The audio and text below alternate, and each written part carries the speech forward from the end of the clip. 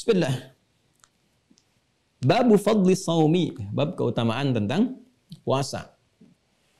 Qala al-Imam al-Bukhari, al-Imam al-Bukhari menyampaikan, haddatsana Abdullah bin Maslamah an Malik an Abi Zanad an al-A'raj an Abi Hurairah radhiyallahu taala anhu.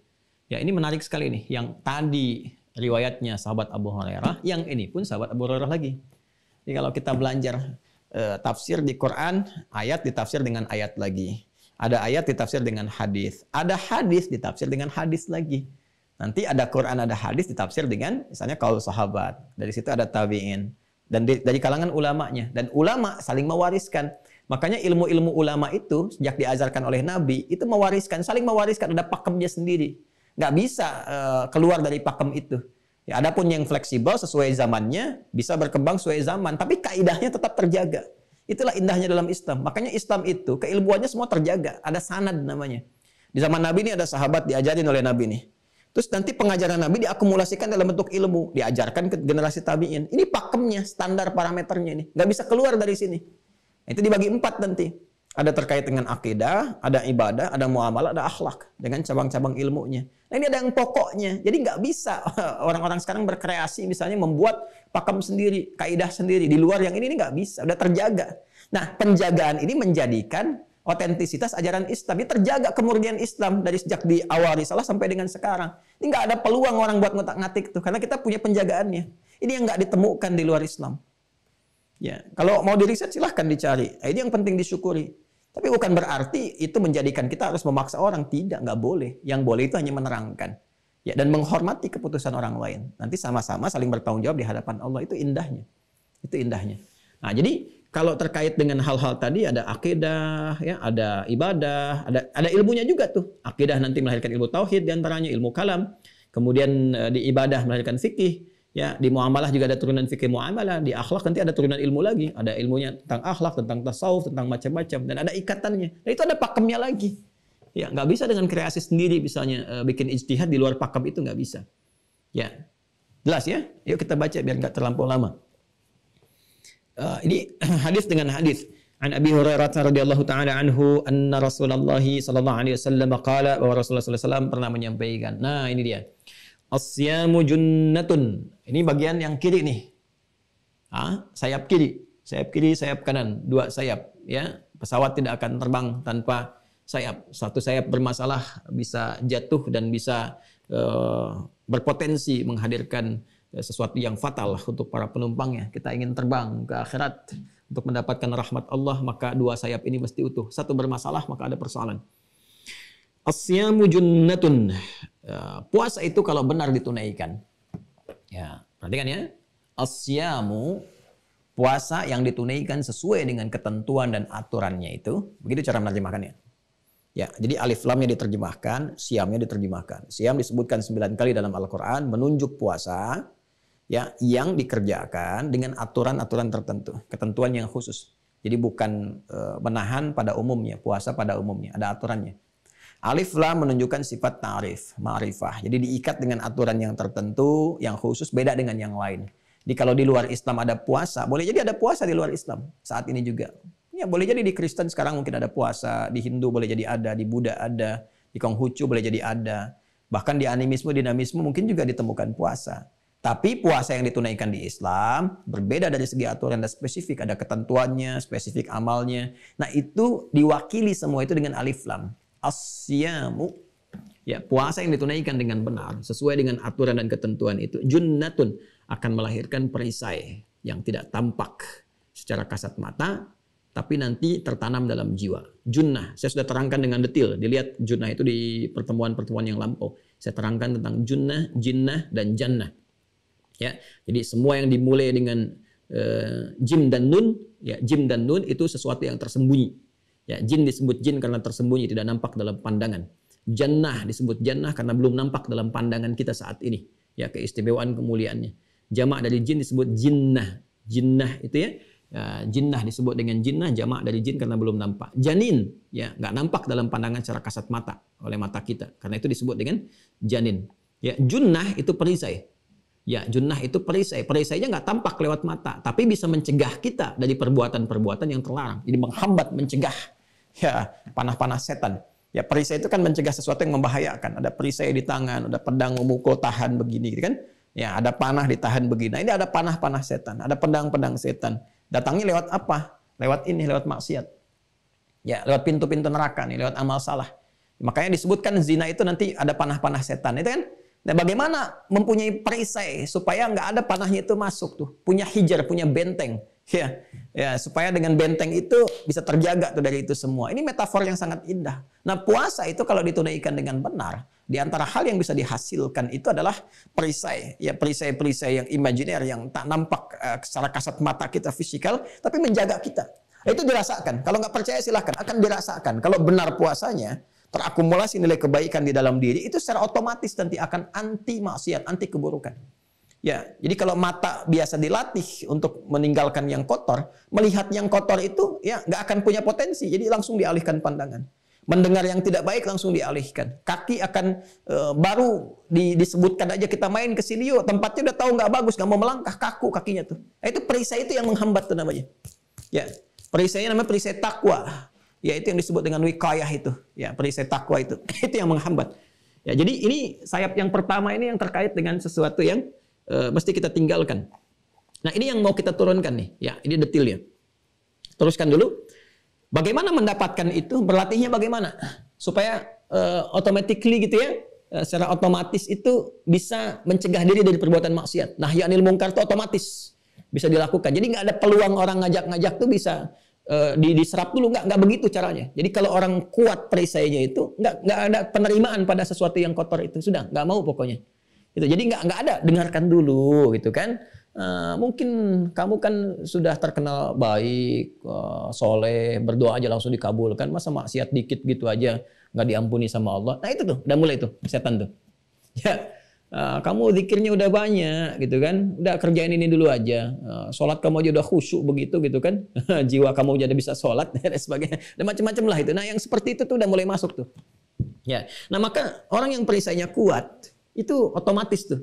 Ya, mau disogok, mau apa, mau diajak korupsi, langsung otomatis bisa mencari cara untuk menghindari, untuk mengelak. Dan itu akan dibimbing oleh Allah. Bimbingan Allah yang mencegah seseorang berbuat maksiat itu burhan namanya. Pak Burhan. Ya, bapak yang dibimbing oleh Allah agar tidak bermaksiat. Makanya nggak boleh Pak Burhan itu korupsi. Ya, Pak Burhan nyogok. Pak Burhan nggak boleh selingkuh karena udah dibimbing lewat namanya tuh. Ya, laula arwa burhana rabbi. Kan Nabi Yusuf alaihissalam itu digoda kan oleh perempuan yang luar biasa, cantiknya tak tertandingi pada masa itu, istri pembesar, kaya raya, ada di hadapan mata, ya, dan siap melakukan segalanya. Laula arwa burhana rabbi. Ya, awas hati-hati. Ya, walaqad hammat bihi wa hamma biha laula arwa burhana rabbi. Hati-hati nih kalau bacanya waqafnya harus disesuaikan. Ya. Walaqad hammat bih wa hamma biha laula arwa burhana rabbi. Harus berhenti di situ berhentinya. Ya, supaya apple to apple seimbang. Walaqad hammat bih, dan sungguh si perempuan istri pembesar itu sangat tertarik kepada Yusuf dan siap memberikan segalanya. Ya, wahamma biha, dan secara manusiawi, ya, sifat manusiawi yang melekat pada Yusuf dimungkinkan ada ketertarikan. Jangan berhenti di sini. Kalau berhenti di sini salah nanti. Yusufnya dipahami tertarik, sama-sama tertarik. Padahal Yusuf itu maksum, nabi. Maka teruskan, ya, laula arwa burhana rabbi. Kalaulah tidak mendapatkan burhan dari Rabbnya. Jadi kalau manusia biasa, udah tuh, udah larut dalam maksiat. Cuman karena ini nggak biasa dapat burhan, tercegah. Nah, itu cara menafsirkannya. Jelas ya? Makanya secara wakaf pun nyambung. Walaqad hammat bih wa hamma biha laula arwa burhana rabbih. Ketemu Itulah indahnya tuh ngaji Quran tuh. Jadi wakaf ketemu wakaf, kalimatnya ketemu sama, tafsirnya serupa. Ya, jadi kalau salah wakaf repot tuh. Ya, itu mungkin Pak Yusuf bukan Nabi Yusuf. Bedakan tuh ya. Jadi harus dibedakan tuh. Indah pokoknya kalau ngaji benar tuh indah itu ya. Nah sekarang kita kembalikan ke sini teman-teman sekalian. Ya, nanti ada burhan. Bagaimana mendapatkan burhan yang mencegah kita itu dengan izin Allah dari maksiat? Latihannya apa? Nah ini dia. Teruskan.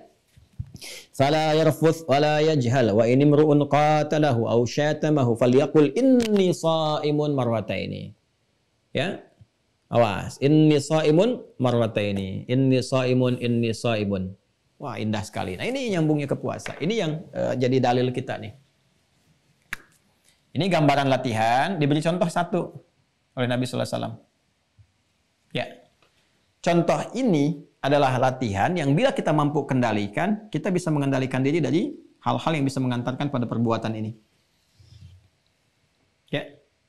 Orang yang mampu meninggalkan ini dan penyebab yang mengantarkan pada perbuatan ini, yang mungkar dan turunannya ada fahsya dan sebagainya. Menariknya, teman-teman sekalian, oleh hadis Nabi, dan ini nanti ada keterkaitan dengan hadis qudsi juga, akan diberikan parameter keberhasilannya, yaitu dengan mendapatkan junnah. Junnah. As-siyamu junnatun, perisai untuk mencegah keburukan. Perisai untuk mencegah kemungkaran, segala yang mungkar. Nah, perisai ini yang dalam bahasa Al-Quran, junnahnya disebut dengan burhan. Laula arwa'a burhana rabbih. Nih, jadi kita padukan antara Quran dengan hadis, Quran dengan hadis. Ya. Ini perisai ini disebut apa? Burhan namanya. Burhan Rabbi. Karena dari Allah kita nggak nampak, tapi menggerakkan jiwa kita untuk mencegah maksiat. Ini gambarannya. Nah, bagaimana melatih supaya dapat itu sehingga tercegah dari maksiat? Nabi berikan rumus-rumus cepat. Ya, yang pertama apa? Kata Nabi, berlatihlah. Fala yarfuth. Latihan pertama, jangan berkata-kata kotor. Ini contoh ya. Contoh itu nanti akan melahirkan hukum umum. Kita keluarkan nanti hukum umumnya. Fala yarfuth. Wala yajhal.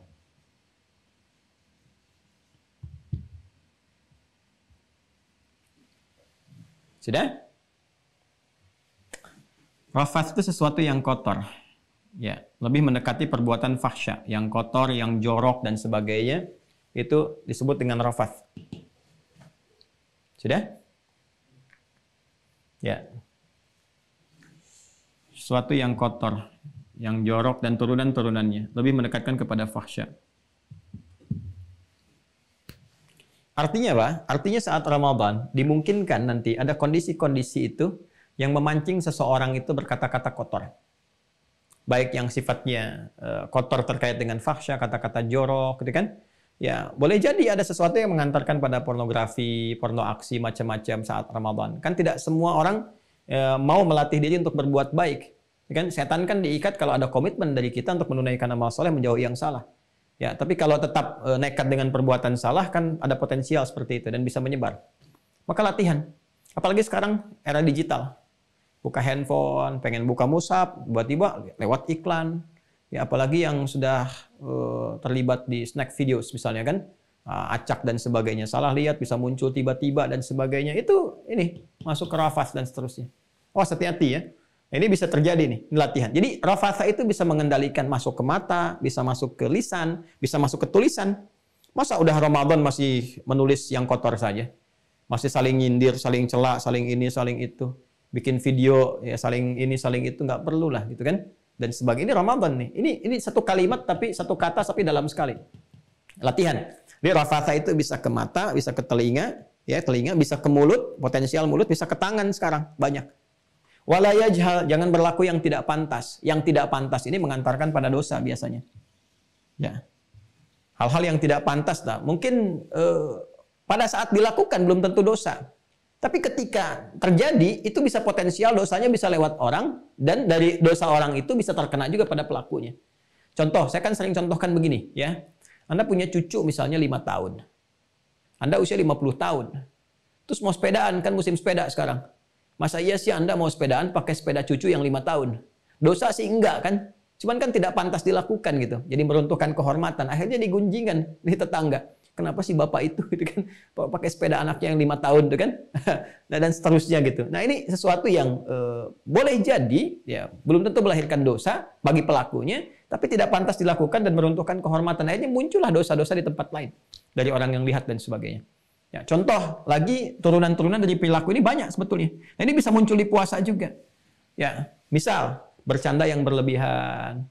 Ya, bercanda berlebihan. Sesuatu yang berlebihan itu tidak pantas untuk dilakukan. Pada akhirnya bisa potensial dosa.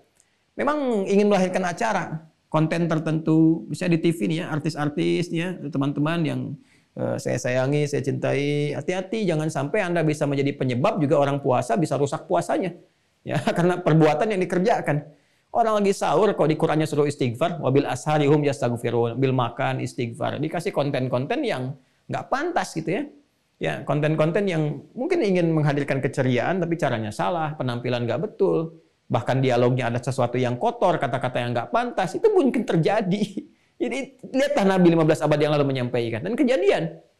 Ya, makanya hati-hati tuh ya teman-teman yang bikin acara di TV tuh, konten-konten sahur, konten bikinlah bacaan Quran.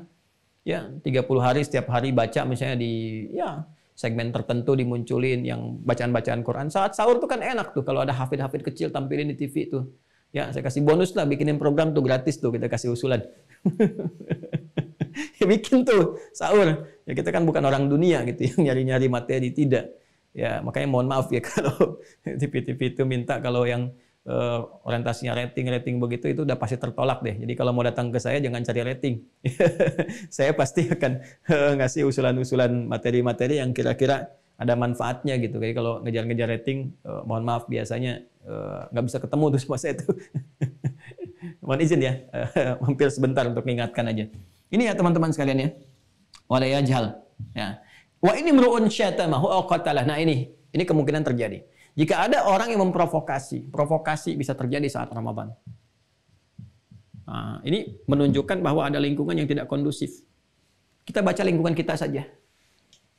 Ya, apalagi sekarang nih saya ingetin nih, ya masa-masa menjelang pemilu dan sebagainya ada pasti kondisi yang tidak kondusif tuh di lingkungan kehidupan berbangsa bertanah air. Jaga-jaga diri tuh, jangan sampai saat puasa ya terprovokasi dengan hal-hal yang tidak pantas untuk dilakukan.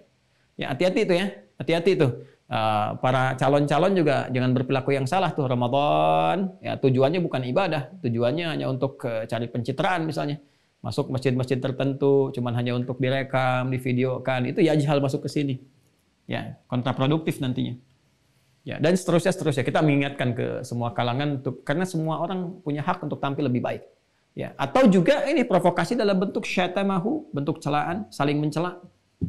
Qatalahu, saling berselisih, saling bikin hoax, berlomba membuat hoax. Ya, berlomba memberitakan yang tidak pantas, aja saling mencela, saling macam-macam. Ya.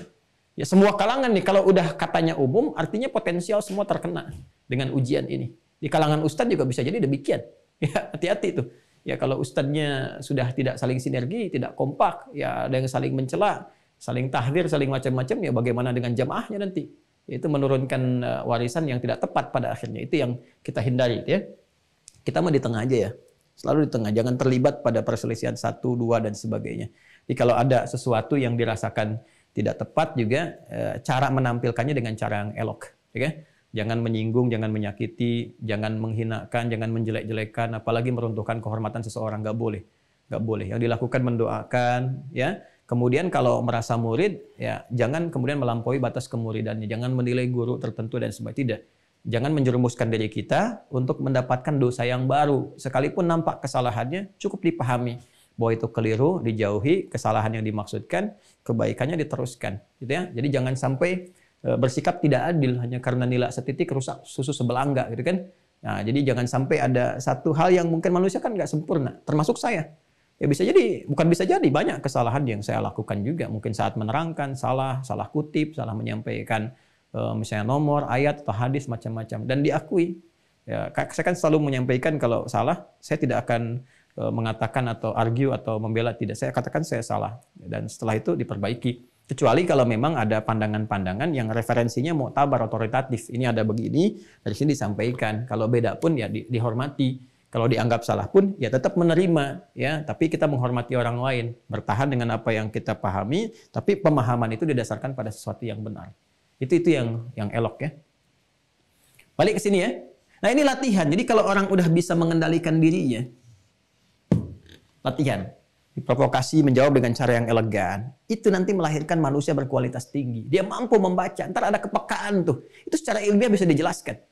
Nanti dia bisa peka membaca sesuatu. Oh ini arahnya ke sini. Oh ini bukan ceramah beneran ini. Ya. Oh ini anjurannya begini. Oh ternyata ini cuman ini saja. Oh ini yang benar nih. Ini yang terasa. Ini yang hubungannya nyambung ke jiwa. Itu terasa ini. Ya kalau sudah seperti ini dia bisa merasakan mana yang baik, mana yang buruk. Ya, maka apa yang terjadi? Secara otomatis akan muncul burhan. Tapi latihannya inni shaimun. Nah, hal-hal yang ini Nabi katakan Kamu ingat ya, saya sedang puasa, saya sedang puasa, saya sedang berlatih. Nah, berlatih meninggalkan yang ini, yang memprovokasi, mengajak berselisih, ya, kemudian juga menghadirkan segala yang kotor, berlaku yang tidak pantas. Ini semua potensial merusak kepada puasa. Hal yang merusak disebut dengan mufsidat. Ini yang mau saya turunkan. Hal yang membatalkan langsung disebut dengan muftirat. Muftirat. Hal yang membatalkan puasa secara langsung. Ya, makan, minum, jelas membatalkan. Ya, wudhu, kumur-kumur pakai sirop, batal. Ya, kalau ditelan dan seterusnya itu jelas, itu sudah paham semua tuh. Yang membatalkan sudah paham semua. Nah, maka dari itu Nabi mencontohkannya yang merusak yang ini, yang mufsidat. Ya, muhlikat. Kadang disebut dengan muhlikat di hadis. Muhlikat kan ke sini, ke halak. Ya, yang menghancurkan sama dengan mubiqat. Artinya apa? Artinya dalam puasa itu latihan terpentingnya adalah bukan sekedar menahan lapar dan haus yang muftirat. Tapi latihan terpentingnya yang ini, yang mufsidat. Yang bisa merusak, yang meruntuhkan kehormatan. Latihan ini kalau benar dilakukan menghasilkan burhan di sudut pandang yang ini. Kalau sudah lahir burhan, otomatis ada perisai untuk bisa menghambat yang ini. Dan ada nanti kepekaan yang sangat dalam jiwa kita untuk membaca sesuatu dalam berkehidupan. Ini yang melahirkan sifat bijak yang dikenal dengan arif. Makanya muncul orang bilang ini orang arif, orang arif. Karena orang arif itu mampu menempatkan sesuatu pada tempatnya. Bagaimana dia bersikap. Nah, ini dalam Quran disebut hikmah namanya. Apa yang dikenal oleh orang arif itu disebut dengan hikmah. Yu'til hikmata may yasha wa may yu'tal hikmata faqad utiya khairan katsira. Nah, itulah dalam bahasa Arab kata hikmah itu diterjemahkan oleh para ulama dengan ya al-isabatu fil qaul fil aqwal wal af'al wa wad'u kulli syai'in fi mawadhi'ih. Ya, kesesuaian antara perkataan, perbuatan dan menempatkan sesuatu sesuai dengan tempatnya. Dia bisa lihat nih, oh bersikap begini caranya seperti ini. Berbicara kepada golongan ini caranya seperti ini. Itu namanya hikmah. Hikmah itu bisa diperoleh lewat apa? Lewat latihan. Latihan terdalamnya untuk mendapatkan burhan dan mendapatkan junnah lewat apa? Potensinya ada pada Ramadan dalam latihan siam.